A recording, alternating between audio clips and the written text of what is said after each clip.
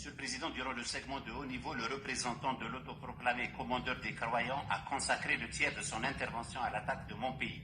pour la simple raison que l'Algérie se montre attachée à la légalité internationale, solidaire d'un peuple qui refuse l'occupation et le fait accompli de la colonisation et qui demande depuis plus de 4 décennies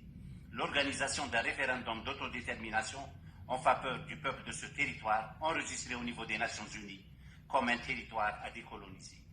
Il est affligeant que le représentant de la monarchie marocaine s'est évertué à donner à notre plénière une image idéalement satisfaisante des performances de son pays, alors que depuis des semaines, les manifestants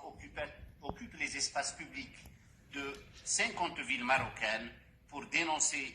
la rapine, la prédation et l'injustice sociale,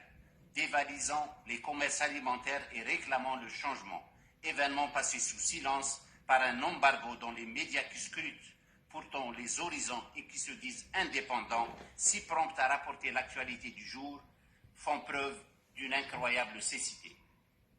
Nous savons tous que ce royaume, faussement constitutionnel, maquille ses bilans, y compris ceux de droits de l'homme, et traverse les réalités induites par l'occupation militaire d'un territoire pour lequel il ne dispose pas de titre de propriété et que lui a rappelé aux maintes occasions la Cour de justice européenne dans ses récentes décisions. Il manipule l'opinion publique internationale, réprime violemment ses opposants, y compris par sa police numérique, et espionne, grâce au sinistre logiciel Pegasus, ses propres alliés, dont ceux ici de la place diplomatique de Genève.